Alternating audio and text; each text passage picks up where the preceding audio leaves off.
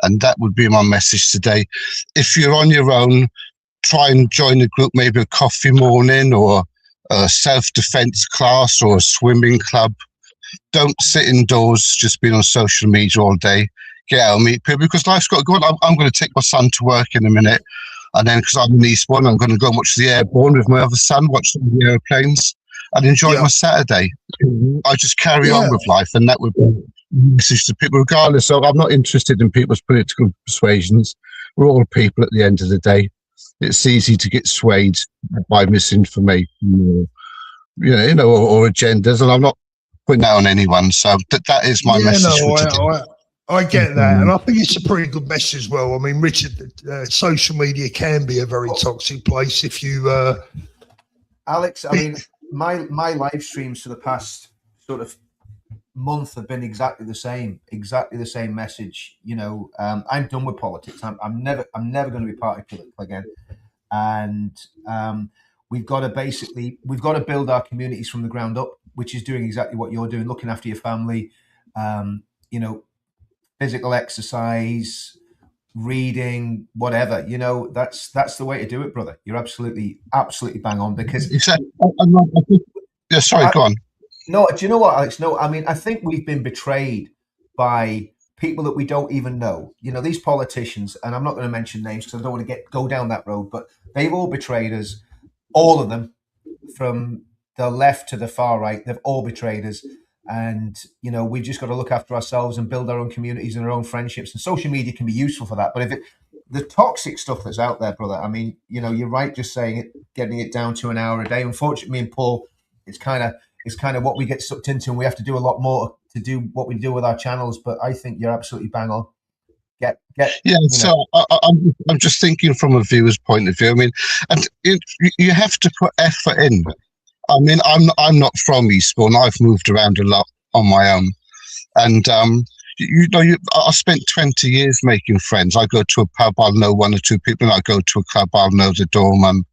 I ring people up outside of the pub, or and ask how they're doing. I've always got friends who've got something going on, because I'm 50 now, so I've got friends. I've got one who's going through cancer at the moment. I've got one that's lost a partner. So I think you have to put the effort in, and you're rewarded if you do put that effort in. And that's what I'm trying to get out today. It's a bit positive. I think you're absolutely right, 100%. Yeah, cheers, Alex. Really appreciate that, mate. Thank you so much, and enjoy your Saturday afternoon. Foxy Lady, thanks, Alex. I appreciate that, mate. Foxy Lady's in the background, but her device isn't connected. Richard, I've got a little story. Go on. On the point Alex is making, I mean, he couldn't have come on at a more opportune time, because that's exactly what I've been doing on my channel. And I've been talking about all this stuff. The politics has completely failed, and we need to really build from grassroots up. And I mean, we're doing it in my town. Lots of people making connections, and not for anything particularly political, but just to have those connections there, so that there's a support network, And yourself, Paul. I mean, it's not all soft. We're all men. It's not all lovey-dovey and all that sort of stuff. It's people, take the piss out of each other and wind each other up and all that sort of stuff. But you need to build that support network in your local community, because what happens online is completely different to the real world. And online attracts psychotic, narcissistic, flipping weirdos. Let's just be honest, right? So I think what that guy's saying is absolutely bang on this. How are you, Sandra? Hello, can you hear me? Morning. You're all right. Good morning, you guys. Loving the hair. I've gone blonde. Oh, bless you. It's lovely to see you guys. I'm sorry I haven't been on for such a long time, but I've got a lot of stuff going on in the old background there. I spoke to Paul earlier on in the week. And but can I just say, I'm so sad to hear, no matter what happened along that Cambridge University, that young man died. And I am absolutely heartbroken that all of this has culminated in a death of a young person. And it it's just so sad. I only found out yesterday, and I shed a tear for him. You know, I mean, DEI has been a massive thing in my life as well. I created the British Ethnic Riders Federation. You know, we tried to get, you know, encourage more ethnic riders to come into equine. You know, it's quite a tough thing, because it's quite a traditional industry, and you know, we helped lots of people, we supported lots of people, but the DEI just seems to have just been hijacked. It's just, you know, it's just not what it was meant. It's not what it was supposed to achieve. I've got a question. It's extended to absolute extremism, hasn't it? Because you end up with a situation. And me and Paul have always said this. I do not give two hoots what colour you are. I don't care. So, like, and this is where Black Lives Matter caused so many problems, because Black Lives Matter did care what your skin colour was, and black was superior. That's what Black Lives Matter was all about. Well, the thing is, let me just say something here. Let me just say something here. Though, when it first came out, I remember very distinctly. When it first came out, it was a way of me actually, as a person, as a black person, you know, living in this country. Remember, I lived through the 60s, 70s. You know. It was a way of giving me a voice, because when I was a young person, you know, if you did stand up and say something, you had a chip on your shoulder. You know, it was like, shut up. You know, it was really quite tough. So at the very beginning, it gave us, you know, a voice to say, oh, look, actually, yeah, I'm here. You know. But as it went along, I saw what was going on. They were appointing people that were black, yes, but had no idea of what they were doing. And just because they were black, they got the positions that someone like me, who's black, didn't get, because I wasn't able to be used as a puppet. Because I had the experience. So I'm talking about equine here.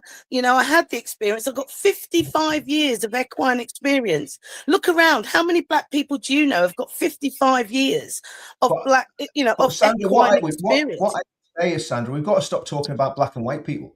Your people. Well, exactly. Right? Exactly. Honestly.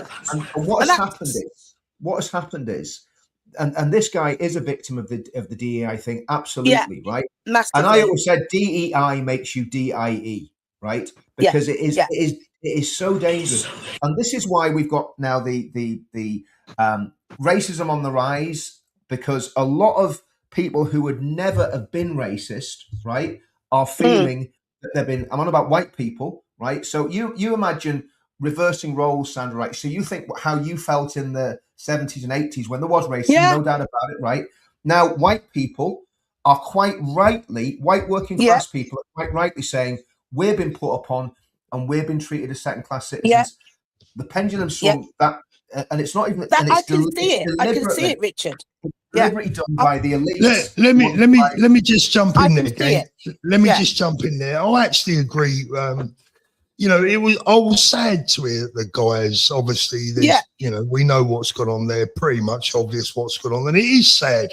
Who do I blame? Well, I tell you what. You know, I blame the people that have allowed a man who, for me, has probably had mental health issues. They've allowed and encouraged the fantasy lifestyle that didn't exist, and this is a result. And they allowed it and pushed that narrative for one reason and one reason only, and we know what that reason is. And as Richard just said, DEI ends up being DIE. And it's terrible. I've gone the other way. I mean, I've literally pulled away from all of that, because at the end of the day, it's meritocracy is what we need. You know, if you're qualified to do something, you know, whether you're black, Chinese, whatever, it doesn't matter. As long as you've got the qualifications, you've got the experience, you should be able to be up there for that job or whatever it is that you're going for. You know, it is the way of division. It's a divisive thing. And it's so sad, because this shows this poor lad who died. It shows how desperately sad and the wrong way we're going, just like little Henry Novak. We're going completely the wrong way. And we need to stop now. We have to sit back and say, no, we don't do this anymore. You know, So, I mean, I don't know how we're going to do it, but we've got to do it. And you know me, I'm one of the biggest patriots that you've ever seen. Yeah. And, you know, I'm ex-RAF, you know, veteran, you know, I'm always there at all the rallies. You know, I'm a real patriot. I fly a flag off my car. I fly a flag off my house. Sorry, not a flag, a flag off my house, you know, so I'm a real patriot. So at the end of the day, if I can do whatever I can do to help this situation, I will be there, you know, I will be that person. But I just wanted to just go a little bit off the subject that we're on now, because I do think we need to move a little bit away from politics, because it is really getting a bit now. It's poisonous. It really is. But what I was talking about, I don't know if you guys know that I was diagnosed with cancer in 2019. And this is way before COVID and all that. I had to, the other day I had to, my consultant said that I needed a blood transfusion. Now, I will not, and I never had the COVID jab. I refuse to have it. I'm a scientist, so I looked into it and I was like, no way, I've got an immune system that God gave me, and I'm not, you know, we've lasted millennia with that immune system. Why would, you know, anything that man can do, you know, help me, you know? So I went through COVID. I had COVID. I got double pneumonia, ended up in hospital on a 60 litre per minute high flow CPAP machine. And I nearly died. Yeah. And that's when I come to Christ. So that's when I came to Christ, because I nearly died. But I've been told that I need now a blood transfusion. You know, it's not life or death, but I do need one because of my hemoglobin's very low. So I said to the consultant, look, yes, no problem. I'm not refusing treatment, but can you guarantee that I can get a blood transfusion from a clean source that hasn't had COVID mRNA injection? And they said no, there is no clean blood bank. Wow. So if you've fought your whole time, the last 6 years, to avoid having an mRNA gene therapy, because that's what it is. And don't get me wrong, I don't knock anybody for having it, because you were all lied to, and that's coming out now in America with all this Fauci stuff. Oh yeah, it will come out, guys, but you were all lied to. So, you know, I'm not knocking anybody individually for having taken this jab, but personally myself, I said no, I wasn't going to have it. So now I've got this dilemma where I've got to find somebody with B positive, B negative, O pos or O neg that is willing to donate blood that hasn't had a jab. Yeah, because I will not have this NHS blood bank, because they don't care. They just put all the blood together. There you go, put it all together. There's no longitudinal studies to say that in 5 years' time that spike protein hasn't come across to me, you know, because there's no studies for it. Nothing's been done. Do me a favor, put that request in the chat there, because some people will see this later. So after I let you go, just pop that in the chat for us, please, Foxy Lady, so that anyone watching this later on can pick that up. I will do. But if you could, you know, put a shout out there, well, maybe I've just done that, for anybody that is one of those blood types that is willing to go through, because you have to go through the proper, you know, transfusion stuff, you know, proper stuff, but is willing to give blood, because that's all I need. I will not go through the NHS and have that spike protein put in me. Yeah. Does that make sense? No, it does. Absolutely. I mean, the COVID vaccine, I mean, we've got to be careful what we say, because even now I think YouTube still bans people for saying I don't want to ding Paul's channel. Yeah. But I mean, there's massive serious questions to answer about all that. Massive. Just, you know. There is, absolutely. And I've got to say that I had, for business reasons, I couldn't travel without the COVID jab. I had to travel to the United States. So I've had 3 of the jabs, and I've got to tell you, I've never been the same since. No. And this is it. There's no long-term studies. But there's no long-term studies. There's nothing, is there, out there to compare anything with? And now they're expecting us just to go down that road blindly without looking into it. And it's terrible. It's not just that, Sandra. What it's done, it's completely destroyed trust anybody has in the NHS. I don't go to the doctors even now. If I feel ill, I'm just okay. I'm just going to pray and trust God. I just don't go. Unless like my legs hanging off, I ain't going to the doctors. I'll carry on, and if I keel over, I keel over, because like it's just it is absolutely what they did to civilization. I mean, it is I think it's a crime against humanity. But again, I don't want to go down that road. Biggest crime. It's the biggest crime against humanity ever in the history of this planet. So, and that is a lot of people know that. And I think at the end of the day, we have got to now look at ways of protecting people that don't necessarily want to have that. We need to start maybe getting our own clean blood bank there for the people that didn't take it, because there's no reason why we should be discriminated against in that way.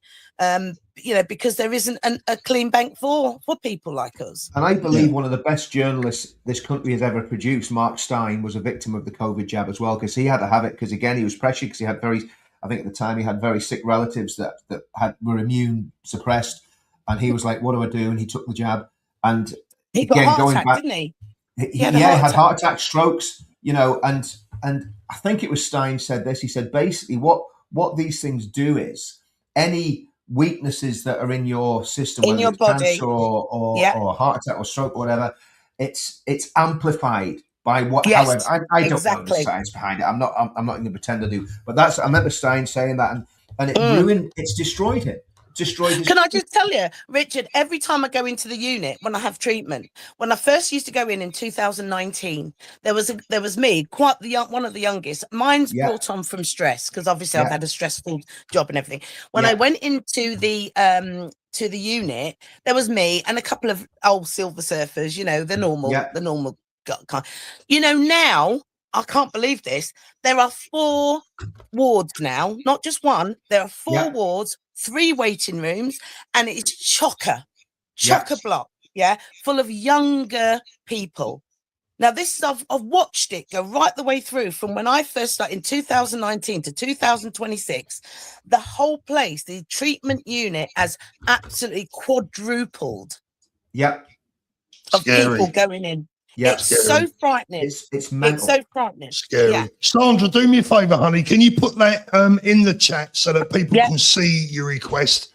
I'm going to let you go, so I've got to move on. Thank you so much for coming on today. Guys. All the best, yeah. Right, look after yourself. Take care. Bye.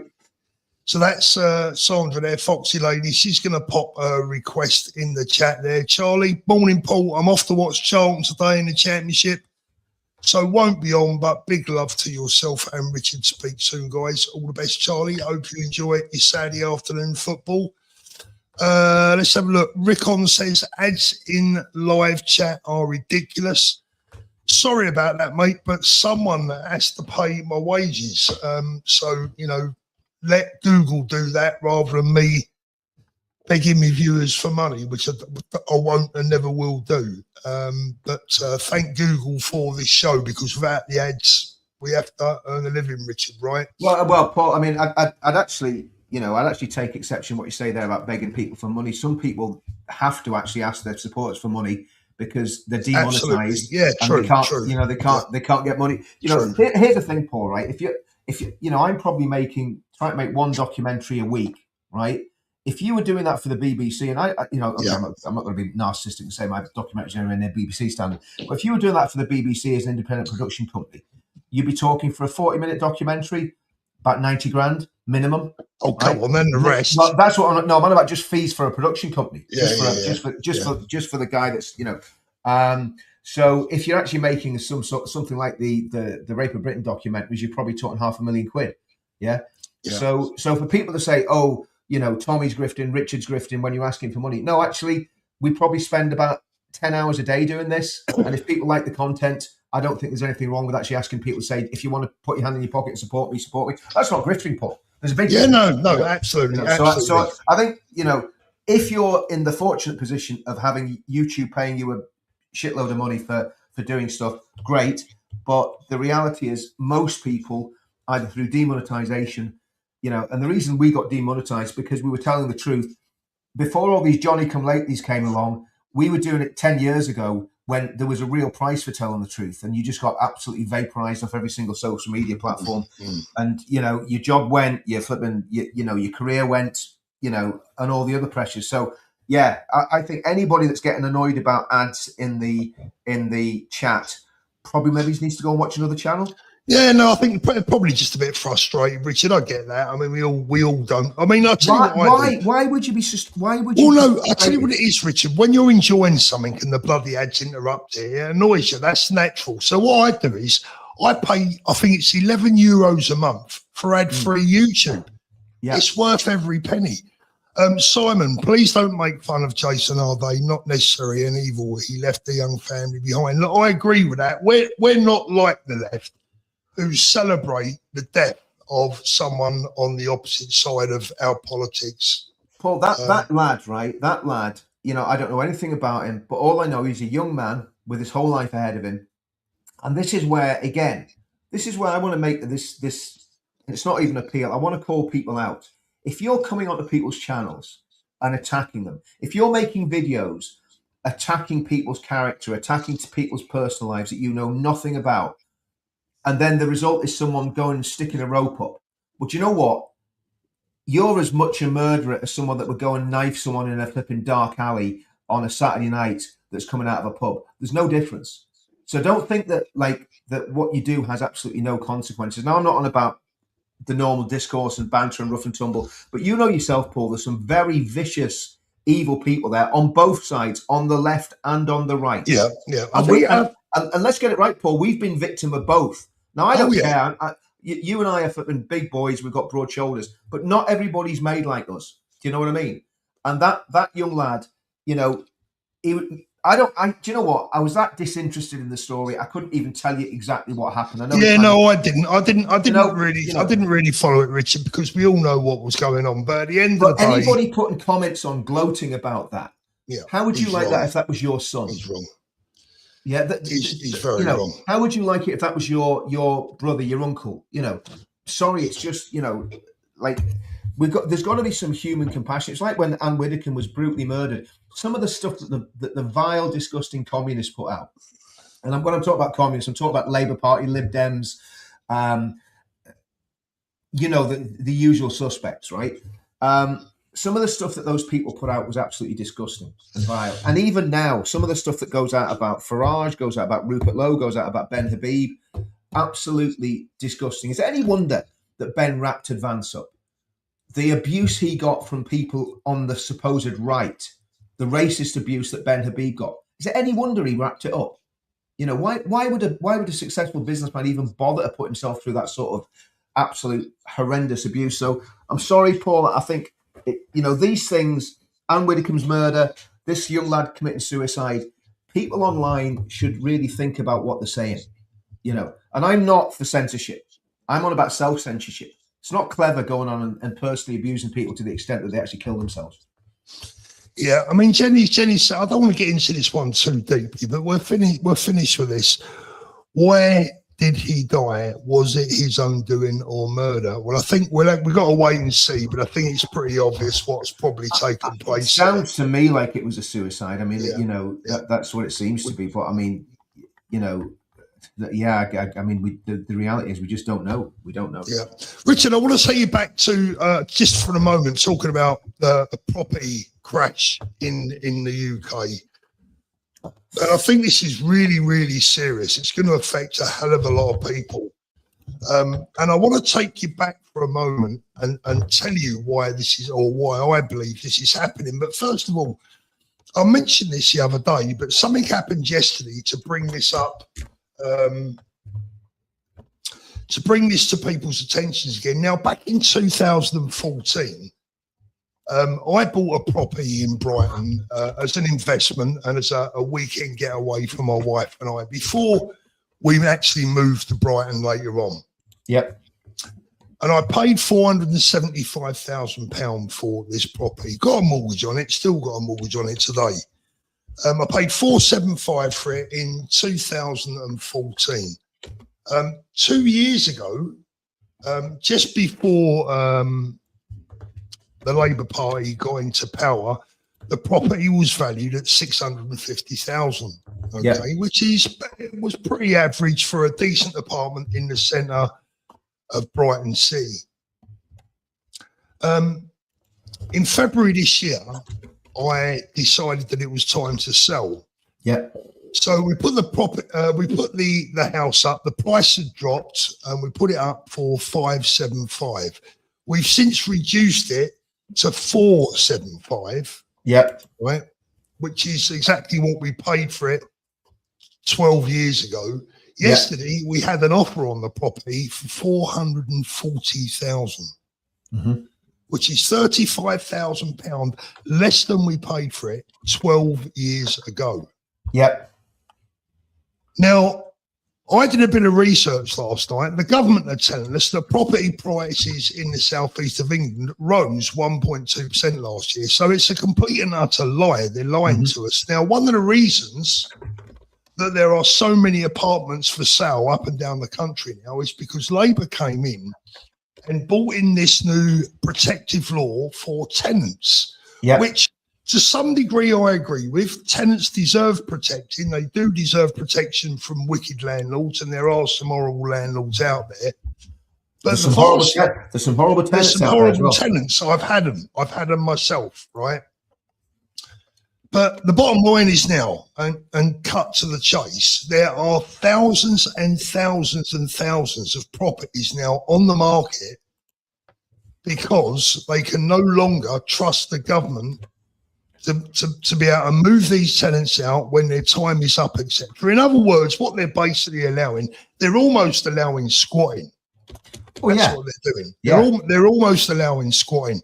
So we have an absolute excess of properties on the market, a lack of buyers, which means that prices across the country are dropping like a stone. And then, of course, we have the issue, we have the major issue, and I'll give you another personal example. My mother and father-in-law live in a really, really nice area. Yeah. Behind them is a beautiful field with horses, very agricultural, etc., etc. They got a note last week. They're building 650 houses behind them. Yeah. Who's going to go in those houses? The prices of those properties overnight, bang, hit the floor. Yep. Well, Paul, I think I know where you're going with this. And I mean, there's a couple of different things. There's a few different dynamics in that. I mean, the property market, it's not just cut and dry, is it? But I mean, I think one of the things is young people can't afford to get on the property ladder. That's a massive problem in itself. You know, your kids, grandkids, it's going to be very difficult. What I can't understand, well, to me, the value of property has been inflated for years, right? That's been the cash cow. That's been what most people use as investments. But I think one of the issues is that landlords particularly this isn't just new with what the Labour Party's done. George Osborne is the first man to target landlords, as you know, right? So, and not just that, if you've got two properties, you know yourself, Paul, if you sell one of your properties, you're paying capital gains tax on the profit that you make off so if you sell your house, right, say you sell your house, I mean, it doesn't really matter because you're not going to turn a profit on it now anyway, Paul. No, I'm going to lose money now. I mean, the only good thing is that I'm not going to pay any capital gains tax. No, exactly. That's the only good thing, that you're not going to have to give the government 40%. So when I bought properties in the 90s and sold them probably well before I should, or I should have been in a very different position now. But back then there wasn't any of that. You know, there wasn't the massive amounts of stamp duty that people were paying. And then, of course, what they did was they took away what was it they did? You'll be able to keep me right on this, Paul. You used to be able to offset your mortgage against tax, didn't you? You used to be able to offset the interest against tax. Yeah. They did away with that. They've done away with everything, So what I think they're trying to do, Paul, right? A property crash, the only people that prosper in a property crash are very cash rich people, right? Or people who have got massive amount of equity that can go and buy up all those properties. So in other words, the hedge funds, the big managed property companies who don't give two hoots about the communities that they're basically buying the properties in. So they can go in. And you imagine Serco, you imagine your house price falls to an extent that you can't afford to pay your mortgage anymore. You can't get a tenant in there. It's a rundown area. Nobody wants to live there. Well, guess who's going to go in and buy it? Serco or MERS. Yeah. Some of those management companies that are buying these houses and turning them to HMOs. House across the road from me, right? Rental house came up on the market. Pakistani family moved into it. Now, I'm not saying that anything bad or good about that, but that's just a fact. Now, where I live, that would never have happened 10 years ago. It just wouldn't happen. Well, it's something else, Richard, and this is an absolute fact, right? This is an absolute fact. Let me tell you, before Labour got into power, my mortgage on that property was £330 a month. Yep. Right? So £330 a month. Do you know how much it is today? 600. 1,345. What? Yep. How come? Yep. How's that? Interest rates. The interest rate's gone up that much? Yep. Wow.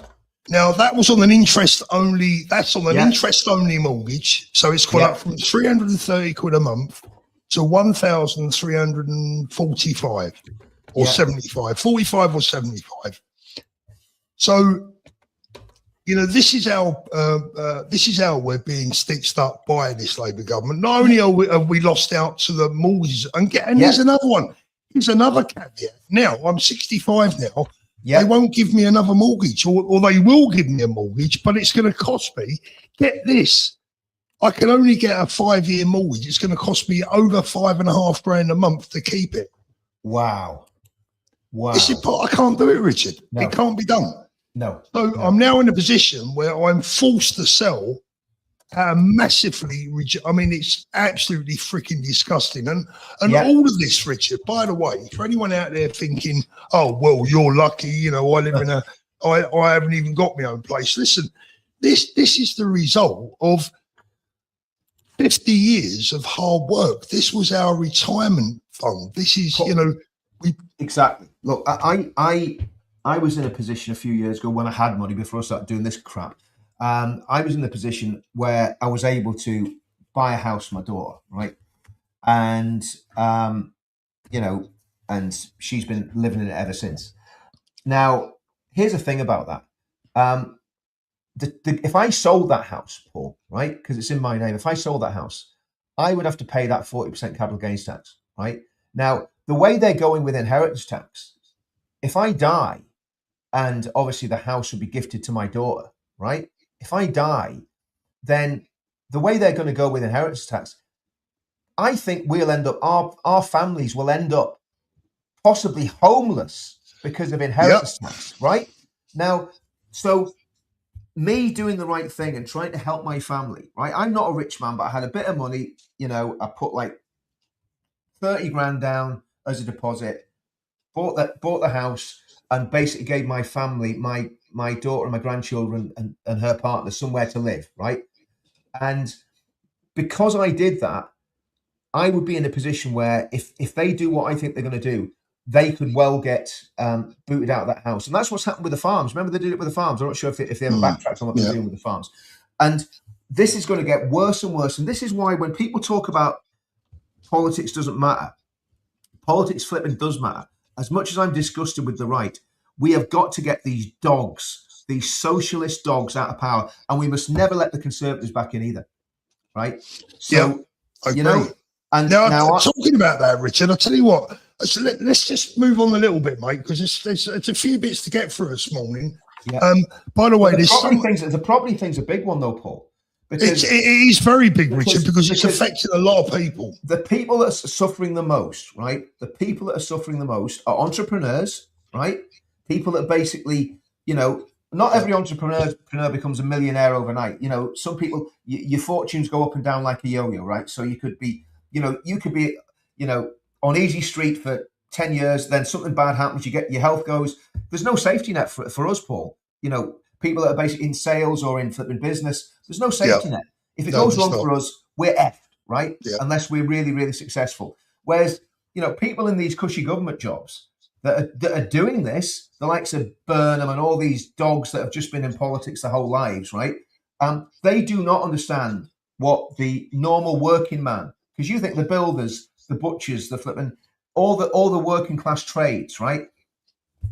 you fall off a scaffold. If you're a builder and you're making a lot of money, you fall off a scaffold, that's all gone, right? If you're a bricklayer or a flipping or whatever, right? And it's exactly the same with anybody in any sector, anyone in the private sector. The public sector have been wrapped in cotton wool for years, right?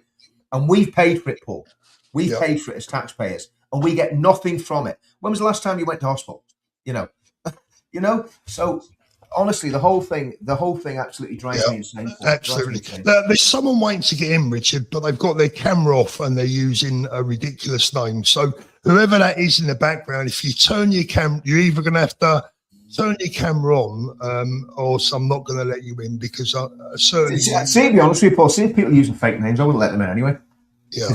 What's like if you can't use your own name? I mean, we all know who Foxy Lady is. With that guy Alex that came on, he was dead on. He's using his proper name. If you're not using a proper name, I think you're hiding your identity. Nah. Just picking up on after Farage's victory at Clacton the other night. Andrew Neil in this morning's Mail, he's saying it's time for the Tories and Reform to stop knocking lumps out of each other, bury their egos, and do what's best for Britain. What do you make of that? Well, Andrew Neil's an establishment figure, isn't he? I quite like Andrew Neil, actually. I think he's smart. He's been around for a long time, but he is establishment. He wouldn't be very much into that lot, I'm sure. So, I mean, at the minute, Paul, I'm pretty disengaged with the politics side of things. I think we need to have a way of empowering the British people, and I think that's the pledge, and I'm going to be pushing the life out of that. I think we took our eye off the ball when we got involved in party politics. Probably should never have done that. I should have learned, I mean, it's, 3 times is unlucky, 4 times is just stupidity, you know what I mean? So in terms of a Tory and Reform pact, well, if it gets rid of the Labour Party, I suppose it's going to be something, but I don't trust any of them, Paul, to be honest with you. That's my problem.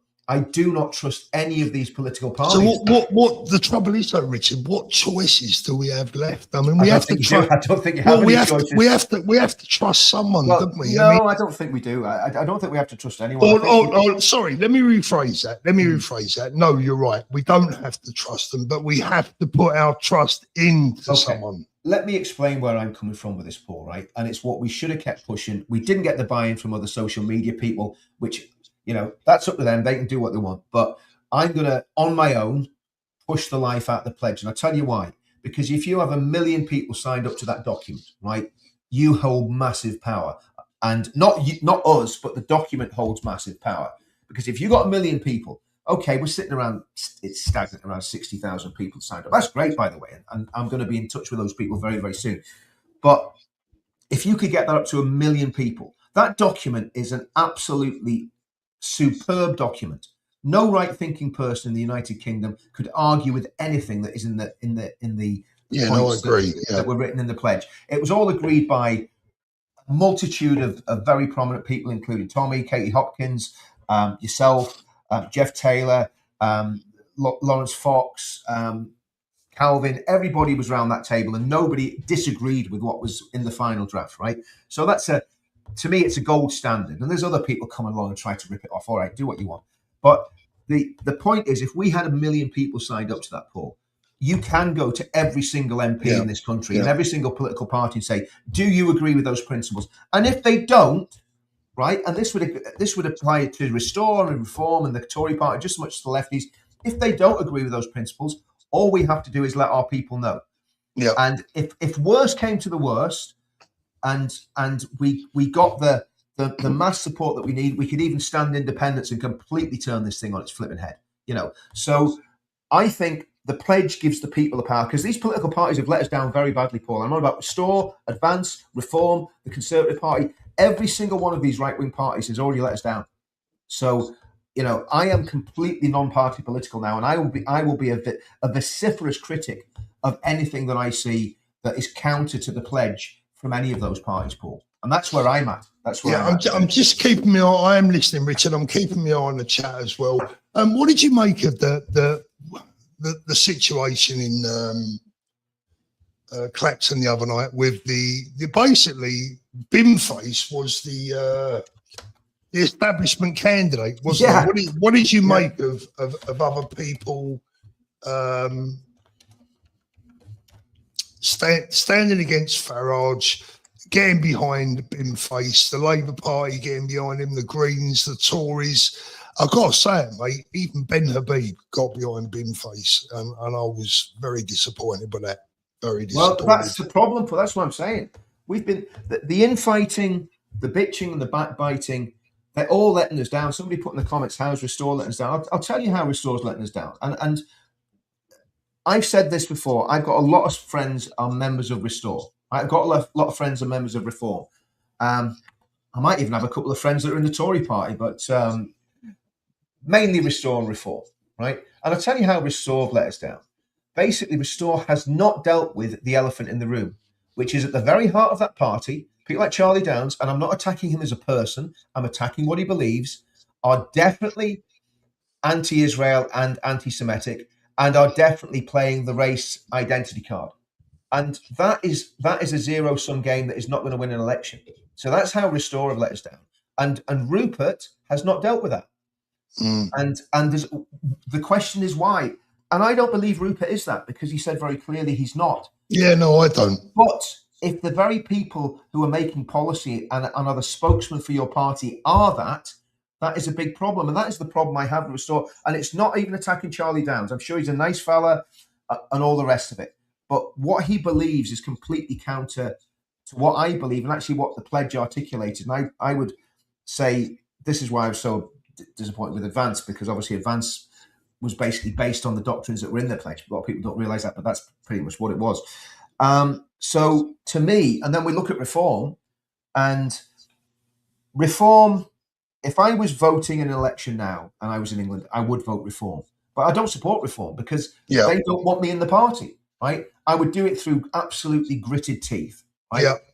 No, I'm the same. And I don't trust, and the problem is I don't trust Charlie Downs and his lot, and I don't trust Reform and their lot. So, you know, I know what we believe in our movement, in the sort of, I suppose, that gravitates around Tommy and around the ideas that we've been talking about for the last 10 years. So what we believe is very, very firmly inscripturated in the pledge, right? Yeah. And that's why it's such an important document.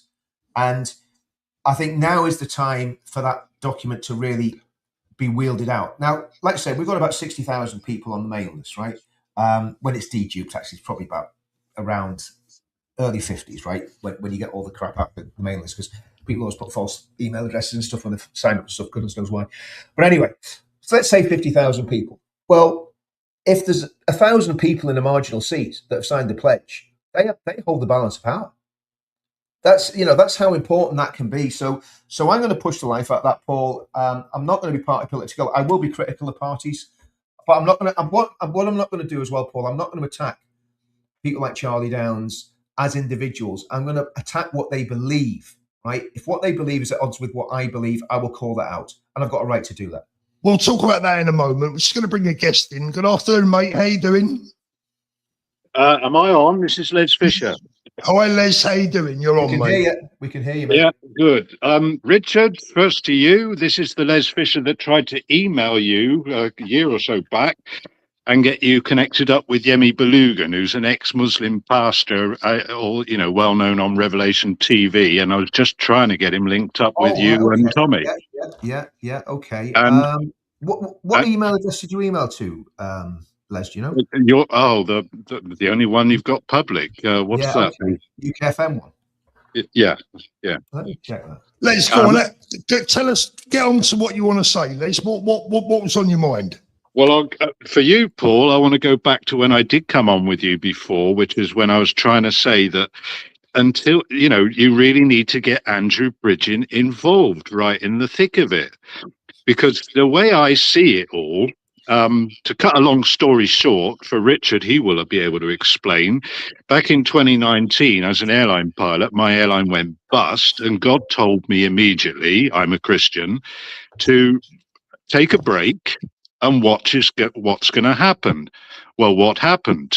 All airline pilots were forced to take the jab, And when COVID came and I smelt a rat and I deep dived, as in watched what happened, and figured out what was happening back in late 2020. This is a deep state problem and it's international. Now, the point I wanted to say to you is until that, you know, someone with the Gahulis like Andrew Bridgen with Rupert Lowe, who are connected up with RFK Jr. in America, until this deep dive into what's really gone on with the deep state, all this talk about which party, this, that, and the other is just a waste of time. Andrew Bridgen has been online saying that both Jacob Rees-Mogg and Farage have no interest in deep diving the whole COVID jab disaster. And until you get people that are going to deep dive and sort out the problem with the deep state, all this talk about reform, restore, and bend, and this and that is all, it's going nowhere. You're window dressing. Yeah, but so how do we get rid of the deep state, though, Les? That's the problem. Robert Kennedy, Andrew Bridgen, Rainer Fulmick. That's how you get rid of the deep state. You get behind them, and what they are talking about, because they're together, is Nuremberg 2.0. Now do you understand why I don't want my camera switched on? Yeah, no, I get that. I mean, look, the bottom line is I agree we should have a Nuremberg 2.0, but the problem is that the people that you've just mentioned, I would guess that 99% of people, probably 99.5% of the people in the United Kingdom won't have heard of any of the three people that you've just mentioned. Well, they will have heard of RFK, and Trump has endorsed RFK and is behind him, and he's probably, you know, waiting for the moment to unleash RFK. And once he does unleash RFK, Andrew Bridgen is going to be brought up, Rainer Fulmick is going to be brought up, and they will get to know them. Because all of this, I mean, what has Trump said? He said there's some big targets, and you're going to be shocked. He's a tactical man. He's a strategic man. But he will, you know, he's got to deal with the stolen election, with the COVID disaster, which was complete fake. But for him to do this, he's got to do it tactically. And he's trying it. Let me just stop you for a moment there. I don't want to go down this rabbit hole. I'll tell you why, because we keep talking, you know, if I allow this channel to go into a mass debate about the COVID situation, I'm going to end up losing the channel. That is not what this channel is about particularly. And I know that a lot of people want to talk about it, but I don't want to go too deeply into it at the moment with some of the words that are being used. And I'll tell you why, Les, and Richard, you know this, is that, look, the channel's already suffering from massive problems being ghosted by YouTube.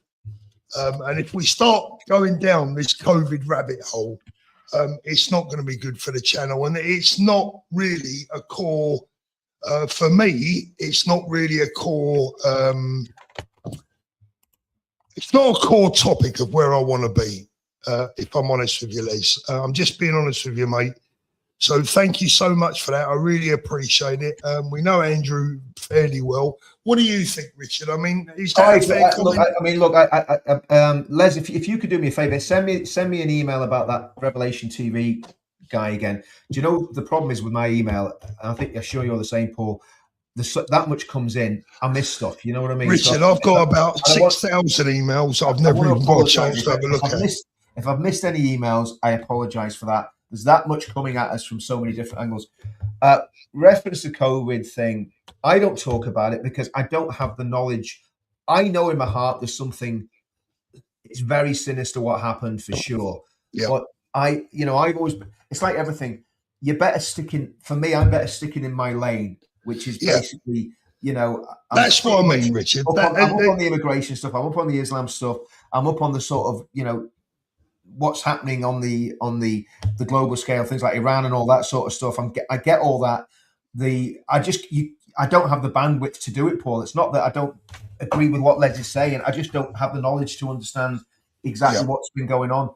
Richard, I get requests from people every single day of my life to take on topics that I don't know enough about to take on. Right? That's the thing. And the bottom line is, you stick to your lane, right? And I'm sure there could be a massive discussion about what happened back in those years. Yeah. And like I said myself, I've never been the same since. But it's not my area of speciality, and we all know if you want to lose your channel, that's the quickest way to do it. So I'd rather stick to what we do best. Yeah. Can I come back on that as well, Paul? This is what people have got to understand as well. We walk on a tightrope doing this, right? We've got not only the chance of losing our channel, there's, with the push for Islamophobia laws in the UK, there's look at what's happened with Kelly J. Keane. I was told by the police, right, that basically if speeches were made at those events, right, that crossed a line into hate speech, then me and the other organisers of that event would be held criminally liable for that, right? And that's what people have got to realise. So there is no free speech in the UK. We don't have a First Amendment. We never have. And there's always been a to and fro with free speech, going right the way back to the Reformation and pre-Reformation times. So we're not in America, and we can't unfortunately say what we want. Well, you can say what you want, but there's going to be consequences, right? So we've got to always, when I'm doing live streams, I hold back. I mean, people might not believe it, but I actually hold back on stuff that I would want to say, because I know that if I say what I really want to say, that my door would come up the hall with flipping, 6 burly PSNI officers behind it, with truncheons out, dragging me away to Twitter prison. So, Richard, late last night, I wanted to do a live last night, but I was so tired. But what I did do is I put a post out, and I'm going to read it. And it set the internet alight. I mean, it set my channel alight, that's for sure. Let me read what I wrote last night. It's about 11 o'clock. Go for it, man. And I said, there is only one party that can defeat Labour at the next general election. Everything and anyone else is nothing more than a dangerous irrelevance. Quite simply, we either use reform to take power, or we help hand it back to Labour on a plate for them to plant the final nail in our coffin. There's no middle ground, no feasible debate, no question, and no genuine alternative. So I hear people asking, what is a dangerous irrelevance? A dangerously irrelevant factor is something that may appear relatively trivial, minor, even ignorable at first glance, but it quietly alters the entire system while slowly breaking the mathematics or causing a catastrophic blind spot down the road. For the perfect example, and this is where it started to set the world alight, for the perfect example, read Restore Britain. This is why I firmly believe that Restore supporters are being used and badly misled. So-called patriots promising them the earth whilst unable to deliver a single solitary thing apart from more misery and more labour. I went on. It's not much longer. Bear with me. No, it's good. I love and respect 99% of Restore Britain supporters, most of whom are honest, hard-working, loyal patriots who care deeply about our country. It's the highly dangerous and egotistical fantasies that I have no time for. And remember, no one from Restore, and I mean no one, will accept my offer to sell their party to my viewers. This despite numerous offers to have them on this channel. Restore say that they are the party to wake up the disengaged. They say they're the party to win over the disillusioned. Yet this is the same party that utterly refused to address an audience who would be highly sympathetic to them, and many of whom will currently sit on the Reform versus Restore fence. Indeed, my audience are the very people that they should want to win over. Absolutely. So I finished by saying, so before you Restore supporters out there start attacking me, and boy, oh boy, did they go on and do that, maybe just think about this for a moment. Ask yourself why they refuse to speak to us, yet continue to make video after video telling you what they're going to do, but without telling you how they're going to do it. It's called dreaming. It's called fantasy. It's called bullshit. And we just ain't got the time left for any of it. Now, a lot of people attacked me and said, oh, you need to read Restore's policies. They are telling you what they're going to do. But here's the bottom line, right? That's a bit like telling you how you're going to spend your lottery winnings before you've bought a ticket. My question to everyone has always been, tell us how you're going to win a general election. And that's the thing that none of them can answer. Now, that went not viral, but it absolutely blew up last night. What do you make of it, Richard? Well, I think it's. I mean, look, Paul, you've been very, very consistent on this, right? You haven't changed your position. That basically, as it stands, right, the only outlier party, and I know people say reform is the establishment. I understand why they say it, but they're not. Actually, they're not. I massive misgivings with reform, as everybody knows. But the only party that can actually win on the right is reform. In other words, if Restore and Reform are in fact, let's put it a different way, right? If Reform and Restore are still fighting at the next general election, which is going to be either now, it's going to be either in 6 months' time, or it's going to be in 2029, right? Now, let's say Restore get up to a position where they're at 15% in the polls. It's possible. It's possible, right? And Reform have dropped down to 18, 19%. Who wins the election, Paul? Yeah. Yeah, I mean, it's just, and I've said this simple math. I had exactly the same situation in my own constituency where we had a unity candidate, and you know, Tim Collins, great guy, SAS hero, you know, total legend of a soldier, parachuted himself in and said, I'm going to stand against Alex because I know better than everybody else. I'm going to win this seat.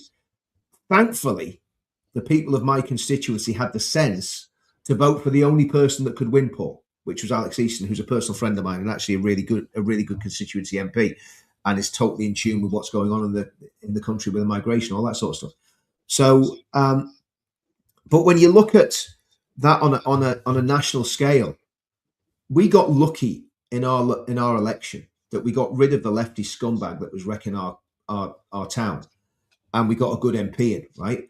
But if more people had voted for Tim, and like I say, Tim's I was surprised he got so few votes. If more people had voted for Tim, it would have handed it to the lefty. And this is what people have got to realise. It's even if Restore didn't have the big problem that I have with it, which is what I consider to be racism and anti-Semitism. There is that far right rump in Restore that hasn't been dealt with, right? That's just the way it is, guys. If you don't believe me, just go and have a look at what these people are saying. Okay.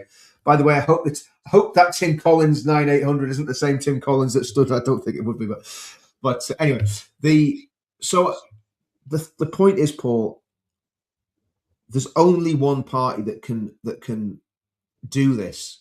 Now, it's either going to be Restore, it's going to be Reform. On polling at the minute, it's not going to be Restore, and unless Restore deal. Do you know what? If Restore dealt with the far right problem, right, with the ethno-nats and I'm not on about people that are just British nationalists. I'm on about the real goose-stepping, swivel-eyed, anti-Semitic racists, and there are some of them in the party, no doubt about it, right? If Restore would deal with them, I would be a lot more likely to say, do you know what? Yeah, Restore's got a lot of policies I like, but they're unelectable as long as those people are in the party. Richard, that's the thing. They do have a lot of policies that I like, but they are unelectable. Now, it's because of the people that they've got at the very heart of the party that are saying things that when you take away, and don't get me wrong, you know, Charlie Downs is a very good communicator. I'm not going to take away from him. He can speak. but hiding behind his sugary words is an anti-Semitic and racist dialogue. Let me tell you something, Richard. Right, I've been in contact, not directly but indirectly, with Charlie this week. I'm told that he won't come on this channel because apparently I've offended him. Right now, if he's going to be a politician, he better get used to being offended. Okay, but here's something else that my viewers need to know. Yeah. There's another young man whose name I'm not going to mention, but he's closely attached to Restore. I watched 2 of his latest videos last night, and he mentioned, let me ask you and the viewers right now. So all the viewers watching right now, I'm going to ask you a question. Right now, I'm looking at the camera. I'm asking you a question. What's the number one problem, or the top 3 problems in our country right now? Would you say it's votes, illegal migration, radical Islamism, etc., crime, all the bits that we know about, foreign-born criminals, all the things that we talk about on a daily basis, and that the vast majority of good people in this country want to talk about, is on their mind, is a number one concern. Sexual assault, safety of our women, etc., etc. Yeah.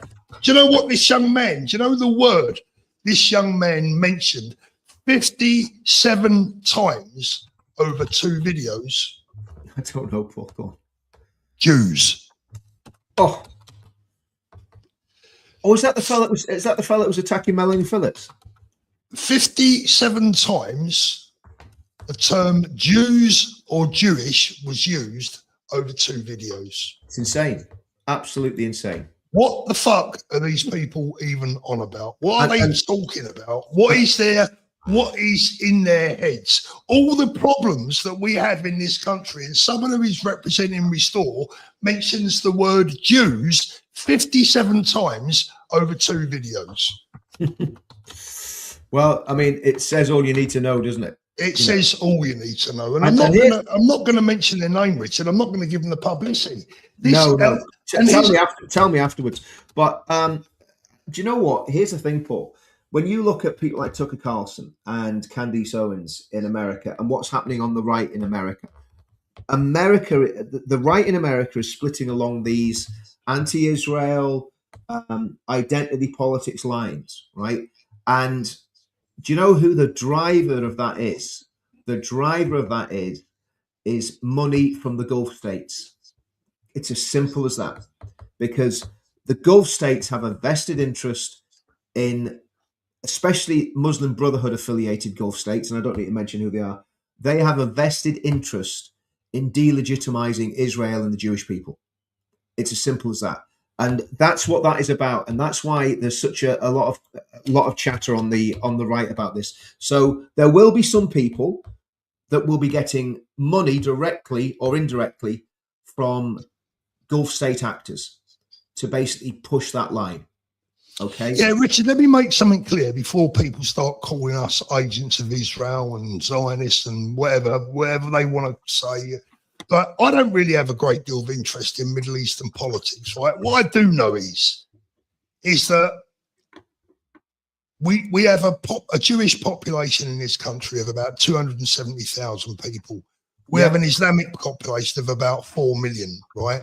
I don't see any Jewish terrorists walking around London blowing up buses. I don't see any Jewish people beheading people on the streets or trying to put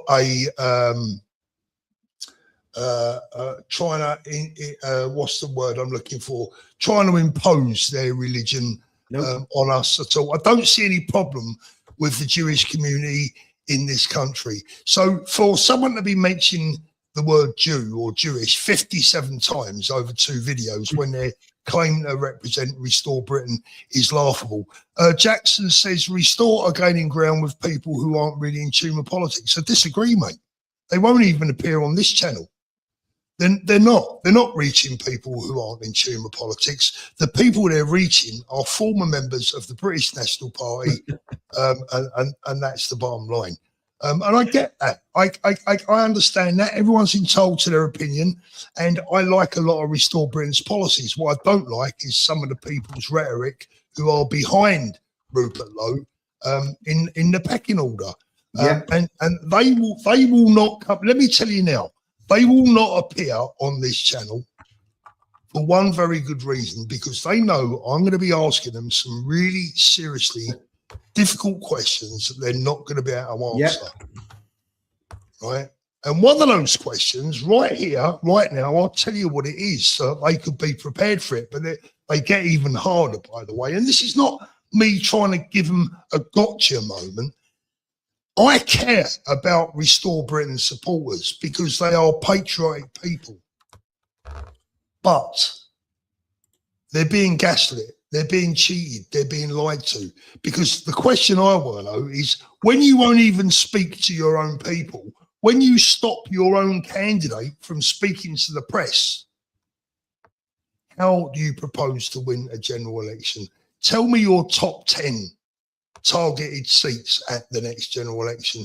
Tell me your top 5 targeted seats. Do you know what? You haven't got any, because you haven't got any targeted seats. You got one seat, and that's where you're going to stand. Now, this isn't me being hateful towards Restore. It's saying, for Christ's sake, open your goddamn eyes. Here's the thing, Paul, right? Here's the thing, right? You know the dogs abuse we got from people with Restore accounts or close to Restore. And a lot of them are, like you say, ex-BNP fascist scumbags, right? The ones that were giving us the grief. I'll not name them. I don't want to give them the oxygen of publicity, but we all know who they are. And they'll keep doing it. They'll keep trying to have, dig things up and do little digs at us. But it is what it is. But here's the thing, right? If I was in leadership in Restore, I'd be going to those people and saying, hold on a minute. You want Thorpe and Richard Inman on side here, because they've got a bit of influence among the people that are basically should be on the same page as us. So they should be coming on the show. They should be saying to us, no, actually, do you know what? You're right. Charlie Downs has gone too far. We're going to get rid of him. He's gone too far. He's beyond the pale. And we're going to have to let him go, because otherwise we're not going to win the election. Because he's going to be the biggest weapon that the mainstream media will use against Restore. Look, just from stuff on GB News, there's plenty of ammunition there from Charlie Downs over the past year and a half, that basically feeds into exactly what the mainstream media want. Now you go, oh, well, the mainstream media are always going to do that. Yes, they are. But the problem is the vast majority of people still watch the mainstream media. We are outliers. People like you and me, Paul, and we're a big group of outliers, but the main body of the British people still watches the BBC, Sky News, ITV News, and believes it, right? Unfortunately, yeah. So, and if you're giving them free ammunition and a stick to beat you with, so that's one of the problems. The other problem is, splitting the vote is a real thing in first past the post, right? Splitting the vote is a real thing in a first past the post system, because once you split that vote and the elections come and gone, you're stuck with the unfortunate consequences of that. And let's be honest, Paul, to a certain extent, that's why we've got such a massive Labour majority now, because the vote was split between Reform and the Conservatives. Yeah. And Reform did exactly what Restore. In fact, it's going to be worse with Restore. Yeah, even worse. The Conservative Party, you've got Reform and you've got Restore, and all of them are fighting for the same vote. So in a way, what Andrew Neil says, even though I despise the Conservative Party, for the sake of pragmatism, I still maintain that there needs to be some form of coming together. But each party needs to eat a bit of humble pie, admit where they've got it wrong, and say, let's come together to unite the right properly. But that means getting rid of the swivel-headed lunatics. Because to me, no right-thinking person in our country supports racism and anti-Semitism. We're just against that. It's just not what we do. Do you know what I mean, Paul? So, honestly, do you know what? I don't even know, Richard. I don't even know. Honestly, let me just read these out. Julie, thank you. Happy to share links for you guys. We are small, so safe. Thank you, Julie. Also have info on YouTube changes. That's interesting. Gib Boy, who is in control of the United Kingdom? The government are letting the UK be invaded by unknowns, hundreds by the day. They are all traitors. Here. Well said. Yeah. Sean, thank you so much for the super sticker. Look, I'll say this, Richard. I don't even know why for me, as an ordinary Brit, just someone that is just ordinary, right? Yeah. I don't even know why Jewish people or Jews or the word Jews even comes up in our everyday conversation. What the hell have they got to do with the problems that we have in the UK? Can someone explain that to me? I ain't got a clue, Paul. To be honest with you, I genuinely don't get it myself. You know, and I've got some really good Jewish friends, and they're the nicest people you can meet.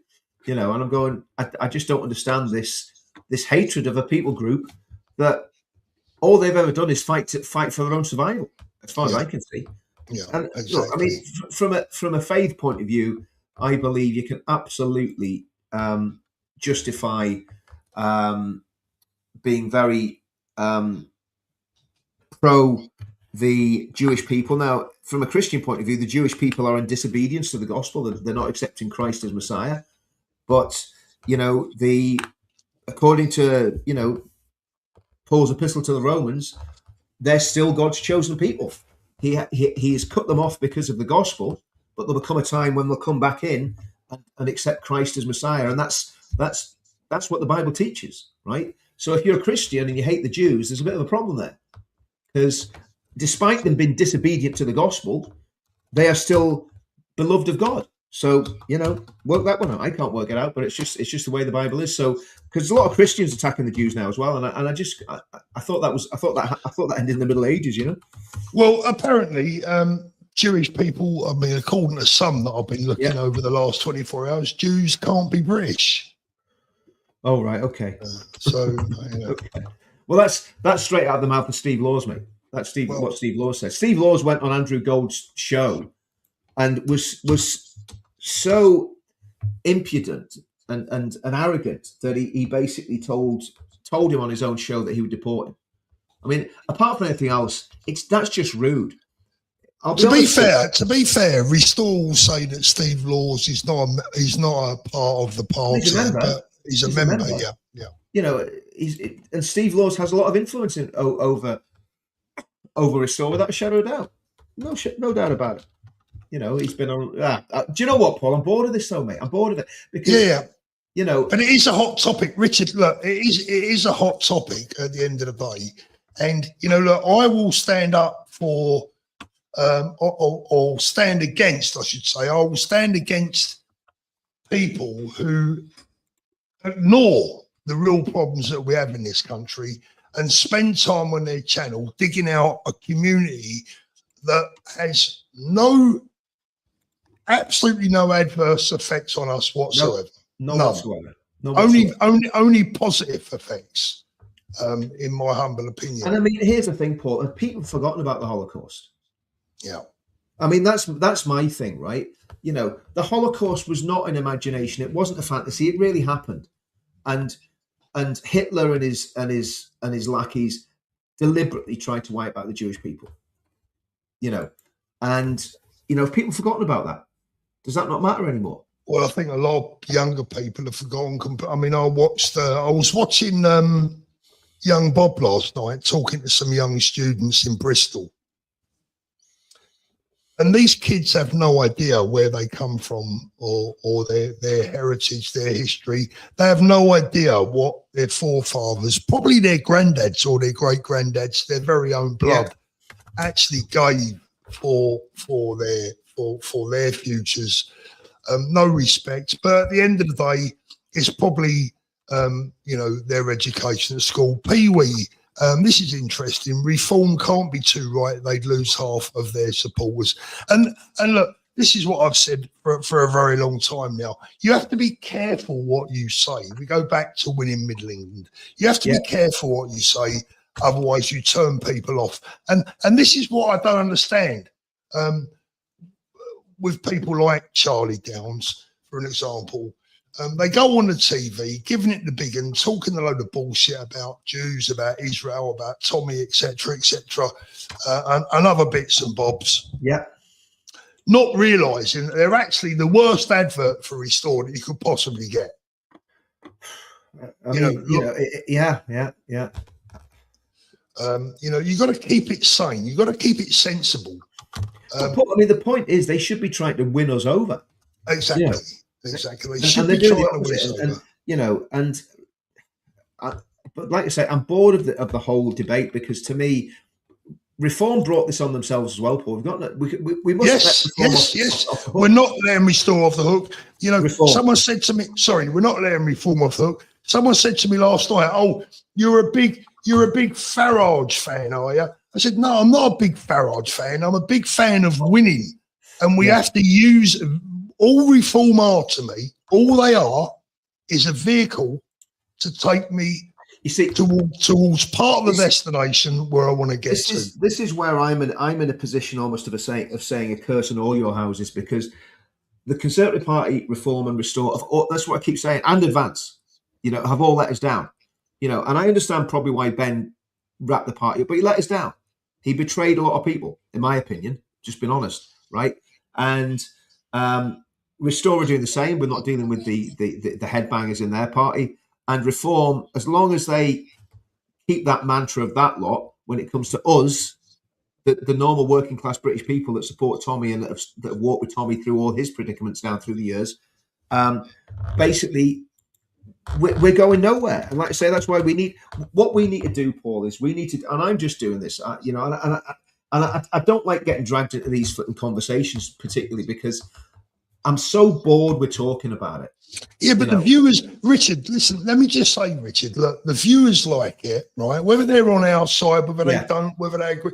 The viewers, look, it's Saturday lunchtime, right? And we got 1,300 people watching. That's without who's watching on your channel. So they're obviously interested.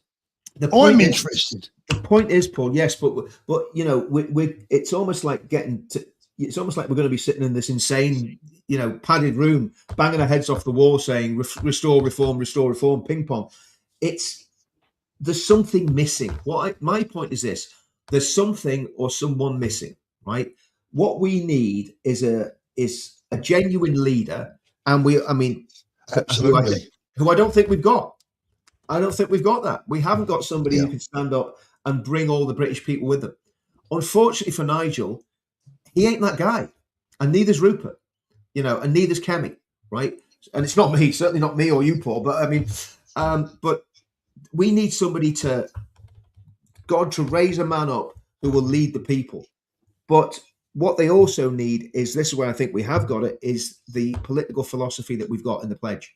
And that's what I'm going to be pushing, Paul, because there is something fundamentally, you know, when you look at something and you think, oh, that's just right, that's perfect. I'm not getting that from any of these parties.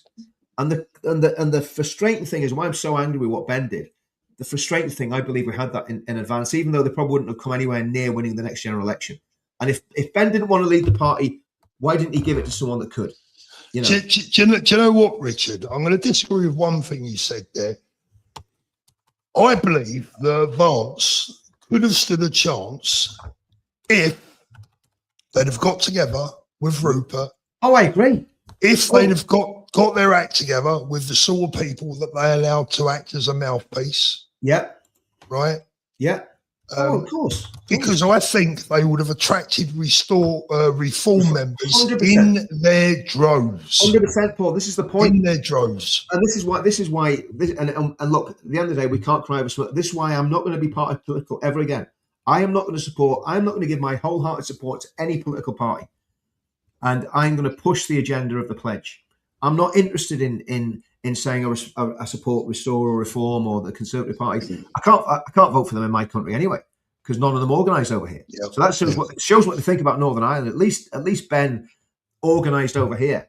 But the whole thing is absolutely shambolic, and all of them have let us down, Paul. All of them has let us down. You know. Well, look, Richard, look, there's no need to worry too much, because look, we've had an emergency text yesterday. You know, sake. I know. Never mind the boats. What about the barbecues? And of course, you know, Andy Burnham has called a Cobra meeting, not about the boats, but about the sunshine. Barbecues. It was about the barbecues, mate. You know, a Cobra meeting about the, you know. Blame it on the barbecue. If you didn't laugh, you cry. Mandy Kumar, thank you, Mandy. Hypothetically, if no religions, it's about good over evil. God has no form and is part of everything. Thank you for that, Andy. I really appreciate that. Yeah, I mean, look, Richard, as far as I'm concerned, what I like to do on this channel is let people have their own views, let them have their say. Yeah. If they want to agree, that's fine. If they don't want to agree, that's also fine. All I try and put out is what I believe to be a sensible message that we are, at the moment, we do only have one choice, whether we like it, whether we don't. And I still believe that the vast majority of Restore supporters, come the day, yeah, I know what you're going to say. I agree too. Come the day, will agree with us, and they'll put their X in the right box because they know that it's the only choice that we have. No, I agree with that too, Paul. I absolutely agree with that. I think that's what's hopefully, but the problem is we've got to find a way of holding Reform to account. Now, if I thought that Rupert was going to come the election, say, do you know what, I'll fold the party into Reform. We'll get rid of all the nutcases. I'd be saying, well done, Rupert, good man. But the problem is, I don't think he's going to do that. I don't think he's going to do it. I think he would rather see the country burn than Restore. I do, and I think there's people behind him that would rather see the country in the hands of Labour than Reform. Yeah, I agree. I really do. And that's really sad. That's really sad, Sydney, you mentioned Jews, and already the conspiracy mob come out. Absolutely, I'm keeping my eye on the chat. There are certainly people in the comments watching this channel right now, Richard, who are more concerned about Jews than they are Islamists. Says all you need to know, mate. Says all you need to know. And guess what? Here's the thing to those people. You can be like that because you know what? There's no cost. One, you're on anonymous accounts. You're not the ones who got your name on de facto hit lists from Islamists. I am. You're not the one that's basically, when you go to demos, you're getting death threats and you're getting people threatening violence against you. I'm getting that. So that they're not living in the same world as people that are actually activists and are doing stuff on the streets. You're not the one who every time you go into a town up and down the country, the police know you by your first name and you're not a criminal. So, so I'm sorry, like all the people that are, that are digging us out and attacking us and all the rest of it, I'm not interested, because we know what we're doing. We've always stuck to this mantra, Paul, that it's what's in your heart and not the colour of your skin that counts. So it's whether you're Jewish, black, brown, yellow, doesn't matter. If you love the UK and you're going to positively contribute to the UK and you're not going to try and enforce your evil satanic religion on the UK, then basically, we'll stand with you. That's always been my way, and I've never changed that position. Do you know what I mean? I don't care what colour you are. Really don't. Now, again, we demographic change is an issue, which if we ever did discuss that, it would take a whole 2 or 3 hour show to discuss it. But I think it can be summed up in one word: birth rate. Don't complain about us being overwhelmed when people have not had babies. People are having like less than one baby. They're just not. People just aren't. White English people aren't breeding. What do you make? What do you make of this one, Richard? Because I disagree with this. Ed Mirror says Restore is pro-Israel. I don't believe they are. Well, I mean, I think Rupert is. But Charlie Downs isn't. Yes, really. Rupert is, but Charlie Downs. Look, you're right. Rupert, sooner or later, and I agree with Nigel Farage on this one. Actually, sooner or later, the Charlie Downs issue needs to be addressed in Restore. Do you know what, Richard? I'll say this as well, right? And I'm just this is from an older guy, right? I actually feel sorry for some of these young men, and I'll tell you why. Because they're actually ruining their futures. They're burning their bridges. They're going to struggle to earn a living later on in life because this is the modern world.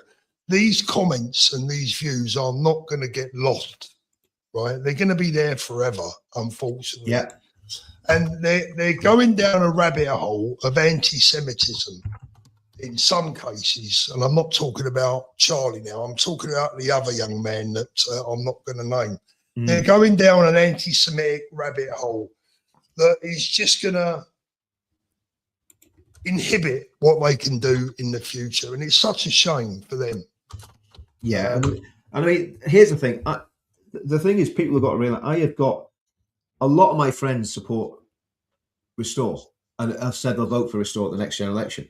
And I haven't fell out with them. They haven't fell out with me because we can have these discussions that, you know, they'll pull my leg and say, Richard, you're obsessed with Restore and all the rest of it, you know, but they're still my friends, you know, but I just disagree on the political direction, you know, and I've got a right to do that.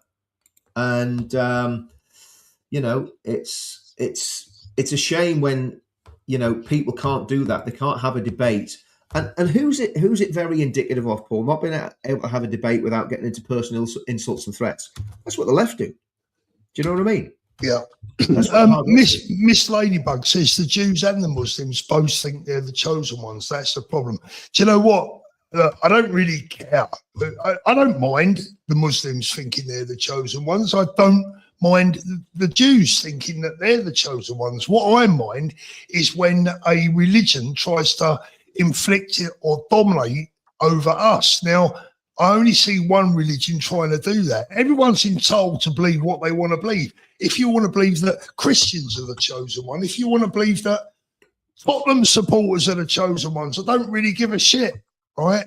What I do care is when they start trying to push it on other people. And that only comes from me that I see from one side. I totally agree with that, Paul. And I think the other thing in that is, this is where the government have betrayed us for so many years.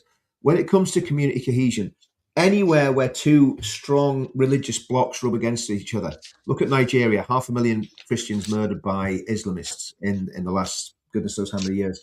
Look what's happened in Syria, look what's happened in Iraq, look what's happened in Lebanon. When particularly Islam rubs up against another religion, there's going to be conflict because it's written in their texts. It's written in the Hadiths and in the Quran.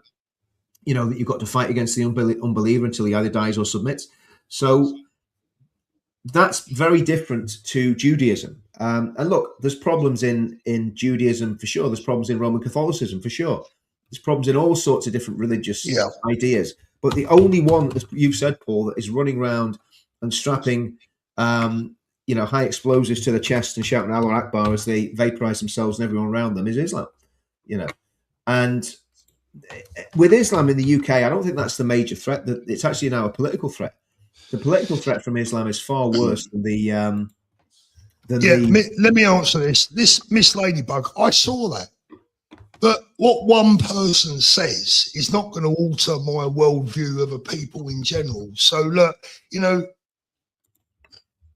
I'm done with that. It's bullshit. Let's have a little look here in the chat. This is a Saturday morning. I was looking forward to a nice, relaxing weekend, Paul. You know what I mean? You got me down this rabbit hole again, mate. Talk about rabbit holes. Richard, can the bees share the pledge, please? £2 for you. There you go, Richard. Can the bees share the pledge? Yeah, everyone can share the pledge. Oh, can I share the pledge? Can we please? No, can they share the pledge? Yeah, of course you can. Anyone can share the pledge. But let's just stick the domain up in here. Just bear with me. Okay.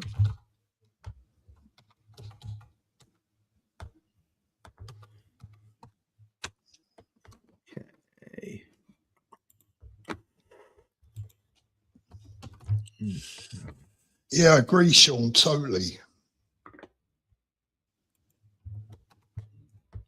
That's just come up on the counter media one there, Paul. If you could share that, mate, on the screen. Where is it, Rich? Right down the bottom, yeah. There you go. Yeah. Go and sign up to that, guy. Share it with as many people as you can. Let's get some life breathing at this. Let's say at the minute, you know, let's say probably about 50,000 verifiable email addresses, about 70,000 people signed up. Let's get that up to 1 million and see what happens.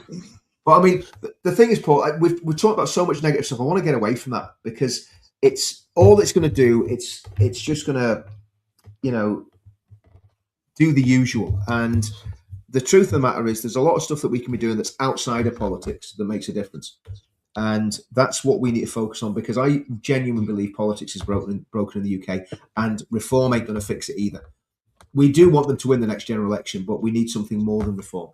And I think what we need to do, like Alex said when we started, because I'm going to dive off here. Like Alex said when he started the show when I came on this morning, it's about building local communities and building up your families and building up friendships, and basically just living life and doing that on Christian principles, on Christian values, and being brave and being robust and being resilient, and all those things that have made you what you are, Paul, as a businessman, and made the country, really. That's what we need to get back to. We need to get back to bravery. So all the fighting about reform, I don't like any of them, right? Simple as. Don't like reform, I don't like restore. Done. You know, you can do what you want. I'll be voting for Alex Easton at the next general election in my constituency. The rest of you can do what you want, because for me, there's a lot more going on in this world than these petty squabbles over party politics. And yes, we probably need a reform government at the next. Well, we definitely need a reform government at the next election, because it's the only thing that we've got out there. It's the only one that's got any chance of winning anything. But to keep talking about it, it's the form of insanity. We're just banging our head off a brick wall every single time. John McDonald says, Paul, what does Richard think of Elon Musk becoming Prime Minister? No. Just no. I would say how well, I mean, I think he's probably got British citizenship. I think he could probably get a British passport. I think he's all he's got to do is get my dinghy to get a British passport.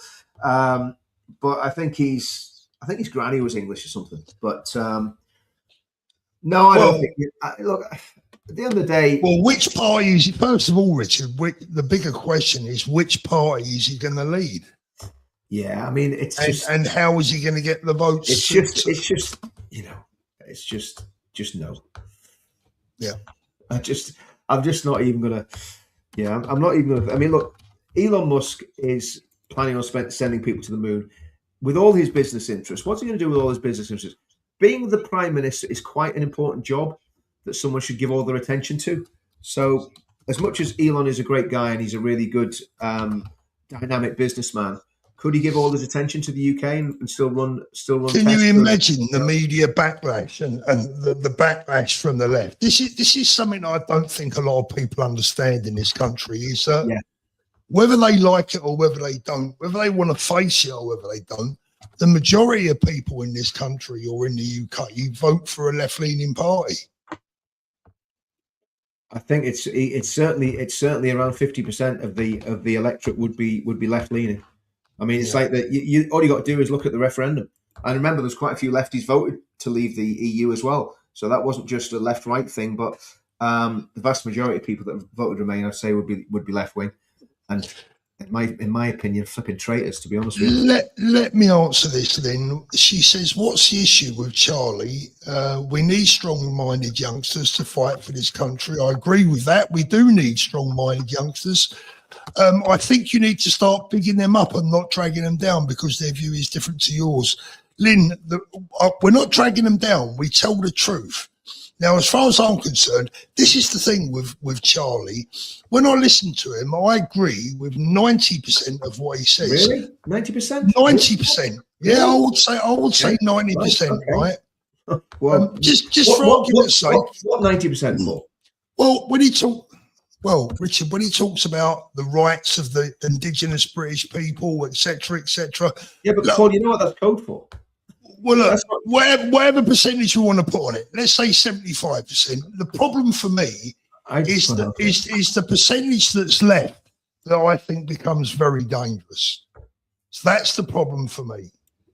So, and you know, you can be right about 99% of what you say, but if the 1% that's left is really bad, then I can't support that individual, and I certainly wouldn't big them up.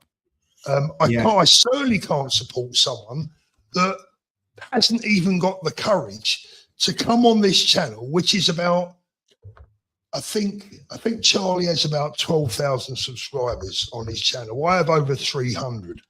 Why would he not want to come on this channel and answer some very, very straightforward, genuine questions about his beliefs over certain issues, geopolitical issues, his criticisms of Tommy Robinson, his praise for the Islamic faith. Oh, yeah, right? exactly. Yeah, that's an easy one, isn't it?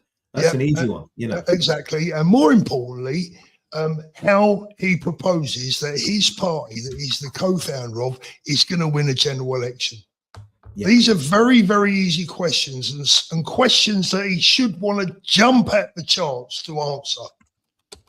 But apparently, I've offended him. So, you know, boo-hoo. Maybe you should come on my channel, Paul. Well, I think actually, you know what? That'll be even better. I think Charlie should appear on Richard's channel. Let's get it on, Charlie. Let's get it on.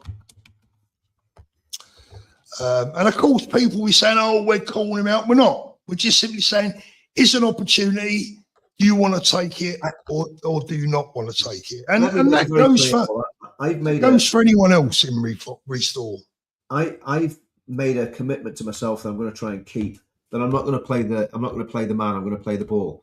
My problem with Charlie Downs is what he says and what he believes, not him as a person.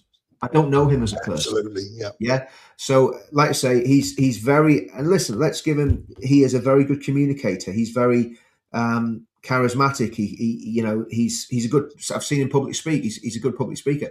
So I'm not going to criticize him for who he is. It's what he believes that I have a problem with, and that's the same with people on the left. You know, I've got family members who are communists. They don't speak to me, but I'd still speak to them. Yeah, Richard, I'll tell you what, though, I'm going to stick to what I said a minute ago. I watched a couple of Charlie's videos yesterday, and I do agree with 90%. I think around 90% of what he says. Okay, well, me and you will agree to differ on that, Paul, and we're not falling out of it. No, that's fine. That's fine. You know. Again, when I listen to Charlie Downs, it seems it is the same mantras. It's ethnicity and the Jews. That's all I hear. You know, and that's why I'm just going, okay, well, that's not really what I'm into. So you do your own thing. Do you want to answer this one, Richard? So look. Oh, on the Dan Mutton show, he did a debate with Andalusia, and I forget the other guy. Oh yes, the other guy was Ahmed Yaqub. Now Ahmed Yaqub was well, let's just put it this way: when we did the grooming gang inquiries, one of our main suspects actually worked for Ahmed Yaqub. We've got photographs of Ahmed Yaqub with quite a few of the suspects in our inquiry into grooming in Telford. Remember, you see, when we were, Charlie Downs wouldn't know that because Charlie Downs was probably still at school when we were doing the grooming gang films. And if anybody had actually had Dan Mutton included, if anybody had actually bothered to ask us who these people are, we could have told them that Andalusia is an Islamist from I think Portugal, and Ahmed Yaqub is an Islamist lawyer who, again, well, I'm not gonna slander the man, but let's just say Better Call Saul is probably the all I'm going to say about that one. But so Charlie Downs debated these two guys. He was appalling. He didn't know anything about Islam. He didn't give a robust defense for Christianity. I think in the same interview, he attacked Israel and said that Israel had committed genocide in Gaza. And he also said there's commendable things. There's some very commendable things in Islam. Go and watch it. Go and find it and watch it. Yeah, with respect, no one. If you haven't seen these videos, we don't expect you to understand. But these things have been said. Charlie has said there are things to be. I think he used the word admired. Admired and commended, or something like that. Admired or commended. I can't remember the. And I strongly disagree with that. Yeah. I mean, I do too. So yeah. I mean, it is what it is. It is what it is. Rather strange message there, but I won't read it out. But I'll put it up on the screen. It's very sweet. You are cooked there all every day, and you don't even care. Okay. Debbie, good morning, Richard. Just jumped on from Paul's channel after giving. Thank you very much. Thanks, Debbie. Appreciate Debbie. that. Thank There's you. one Bless for you. you there, I think, Richard. Right, Thank you let's very have a much. little look. Shall we wind it all up, Richard, or shall we crack on? Yeah. What do you want to do? I just want to look at one here. Keith Wills, Charlie Downs, if you believe in free speech, you believe in free speech, all or nothing. Regards to the Bible, some guy said to me, the Bible is nonsense. I said, have you read it? He said, no. Ended. I think, look, I do believe in free speech, and I'm not, what I'm doing is exercising my free speech, and we're actually challenging Charlie Downs. All of us are. All of us. We challenge Charlie Downs to debate us. Come on Paul's channel, and we'll have a chat about what he believes. And, do you know what, Richard, if I bumped into Charlie Downs this afternoon, I'd shake his hand, sit down, have a drink with him. I mean, look, it's not a biggie.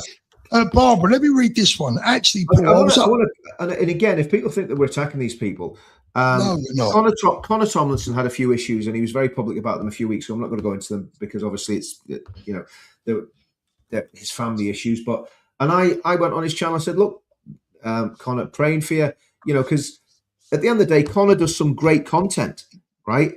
But then he goes off and attacks Alex Phillips in the most vile and disgusting way against her personal life. And I'm going, Connor, you know, you've just done this brilliant 2-hour, well-researched film about Raikou, which was superb. And then he goes and gets in the gutter and starts, you know, saying horrendous things about Alex Phillips. And look, here's the thing: when you're attacking someone's personal life, and this is why I'm not going to do it anymore, Paul, especially when we spin back to that black fella from Cambridge, right? He's dead now because of the pressure he came under. No doubt about that. No doubt. His life's destroyed. Goodness knows his family's probably... We don't know what's happened in his personal life, but he is dead, right? And he wouldn't have been if all the pressure hadn't come on it. Now, I'm not talking about Alex here, but you don't know what what pressure that individual's under. And getting into personal insults, you know, I will stand against what people who are anti-Semitic and racist believe all day long, but I will not attack them as people. I've done it in the past. I'm not going to do it anymore, Paul, because it's not, you know, when I look at Carl Benjamin, Carl talks about being gentlemanly. And Carl, to be fair to Carl actually is gentlemanly. But a lot of these lads kind of model themselves on Carl, and they're not behaving as gentlemen when they're doing that, especially attacking women, you know. And it's a shame because Connor is very talented, and I think Connor's kind of where we are, Paul. I think he's kind of not sure whether reform or not. Yeah, Connor, he's not sure whether it's reform or restore that he's backing. And in many ways, we probably share a lot of commonalities with him. Sorry, I've lost you there, Paul. You're muted, mate. You're muted. Yeah, sorry. I'm all right with Connor. I've got no problems with Connor. I've got, I mean, Cole confused. Some of the things he believes, I wouldn't agree with him. Right? Yeah. But that's fine. That's fine. Cole confuses the hell out of me. Cole confuses the hell out of me because he makes some of the best videos you can watch, and then he delves into this crazy stuff. Anyway, let me read this out. Barbara says, Paul, actually, I was upset when you left England, but I still follow you and like you. Amen to that, my friend. Thank you, Barbara. Do you know what, Richard? I was thinking the other day that if anyone can give me a good reason to come home, if anyone can tell me what benefit it will be to the movement, to the country, if anyone can prove to me why our country will be better off for me coming home, then I'll do it. Jamie Morris, last one of the day. Thank you. Real men for leadership like Ant Middleton to lock the lunatics back up in the asylum. There is going to be mass civil war. Facts. Also, fact the politicians and fact foreign religions. This is the UK. Yeah. I agree with that on so many points. I do, in many respects, yeah. Ant Middleton, is he the guy to lead the country? He could be. You know, again, it would be one we'd have to see more of him. Do you know what I mean? Because obviously, and the other thing is, you know, and this, don't take this as a dig at you, Paul, because it's not. But he's living in Dubai, right? Yeah. To me, you're not. I'm not standing. Exactly right. Yeah. So, but to me, if you're actually going to be in the trenches fighting for the country, you've got to live in the country, right? You know, if you're in frontline politics, so that you can really have your finger on the pulse. So don't get me wrong.